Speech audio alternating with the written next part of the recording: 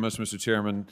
Attorney General Garland, on October 4th, you issued an unprecedented memo that involves the Department of Justice and the FBI and local school districts, local school boards, nothing like it in our country's history. It was based, you've testified, on this letter from the National School Board Association that we now know the White House was involved in writing. They've retracted the letter. They've apologized for the letter. They say they regret the letter, but you won't retract the memo and said earlier that you have no regrets. And you've defended yourself repeatedly today before this committee by saying, well, you're focused on violence. But now, of course, we've seen the memo from your own Justice Department advising state and local and other prosecutors about all of the different federal causes of action that they can bring against parents that are not about violence, they're about harassment and intimidation. I'm looking here at this memo. It identifies no fewer than 13 possible federal crimes involving harassment and intimidation, including making annoying phone calls. Do you think a parent who makes a phone call to a school board member that she has elected, that school board member deems annoying, should be prosecuted, General Garland? No, I don't. And the Supreme Court has made quite clear that the word intimidation with respect to the constitutional protection is one that directs a threat to a person with the intent of placing the victim in fear of bodily harm or death. Prosecutors who investigate these cases know the Supreme Court's. This is a very famous leading case. Prosecutors do, but parents don't, General Garland. Do you think that a parent who looks at the 13 different federal crimes that your Justice Department has identified they might be subject to and prosecuted for, like making annoying phone calls, do you think that they're going to feel that they're welcome to speak up at a school board meeting? How about this one? They could be prosecuted for using the internet, I guess that would be Facebook, in a way that might cause emotional distress to a victim. Is that a crime of violence? Senator, I haven't seen the memo that you're Why talking haven't about, you? and I don't. Even from the description, it doesn't sound like it was addressed to parents. But if you No, it wasn't addressed to parents. It was addressed to prosecutors. That's the problem. Why haven't you seen the memo? I don't know why I haven't. I don't look at every. I do not get every memo that every U.S. attorney sends out. But if you're wait a minute. Don't. I just want to be sure I understand this. This is a memorandum that collects 13 different federal crimes parents could be charged with.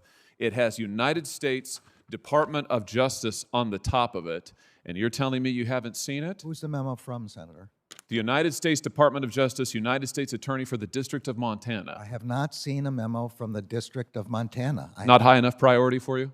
It's not. That's not the question. I don't. It is the question. Answer my question. Is it not a high enough priority for you when you're threatening parents with 13 different federal crimes? These aren't crimes of violence. You've testified today you're focused on violence. That's not what your U.S. attorneys, they work for you. That's not what they're saying. You haven't seen it because it's not a high enough priority, or what? Question of priority. No one has sent me that memo, so I haven't seen it. What do you mean no one has sent you the memo? You run the United States Department of Justice, do you not? There are 115,000 employees of the Department of Justice. Indeed, and you are in charge of every one of them. And this was a sufficiently important case that you issued a memo. You, over your signature, issued a memo involving the FBI and the Department of Justice in local school boards, local school districts. Your U.S. attorneys are now threatening prosecution with 13 different crimes, but it's not a high enough priority for you. It got lost in the mix. I'll send again. I've never seen that memo. That's what concerns me, General Garland.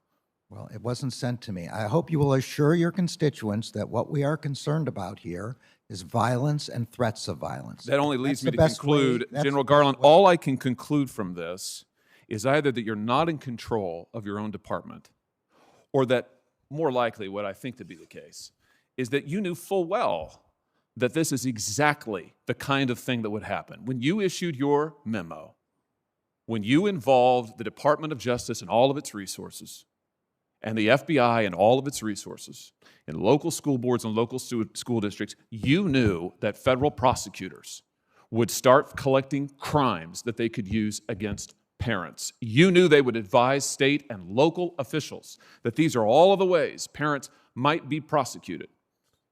You knew that that was the likely outcome, and that's exactly what's happened. And we're talking about parents like Scott Smith, who's behind me over my shoulder. This is a father from Loudoun County, Virginia. Here he is at a school board meeting. He was forcibly restrained. He was assaulted. He was arrested. Why? Because he went to an elected school board meeting. He's a voter, by the way. He went to an elected school board meeting to raise the fact that his daughter was assaulted, sexually assaulted, in a girl's restroom by a boy. This is what happened to him. Now, you testified last week before the House that you didn't know anything about this case. I find that extraordinary because the letter that you put so much weight on, the letter that's now been retracted, it cites this case. It cites Mr. Scott's case directly. There's a news article cited in the letter. It's discussed in the letter, but you testified you just couldn't remember it. Maybe this will refresh your memory. Do you think people like Scott Smith, do you think parents who show up to complain about their children being assaulted ought to be treated like this man right here? Parents who show up to complain about school boards are protected by the First Amendment. Do you think that they ought to be prosecuted in the different protected. ways that your U.S. attorneys are identifying? If what they're doing is complaining about what the school board is doing, policies, curriculum, anything else that they want to, as long as they're not committing threats of violence, then they should not be prosecuted, and they can't be. Let me ask you about this. Several of my Democrat colleagues have today, just today in this hearing, multiple times have compared parents who show up at school board meetings, like Mr. Smith here, have compared them to criminal rioters. You think that's right? You think that a parent who shows up at a school board meeting, who has a complaint, who wants to voice that complaint, and maybe she doesn't use exactly the right grammar, you think they're akin to criminal rioters? Do you agree with that?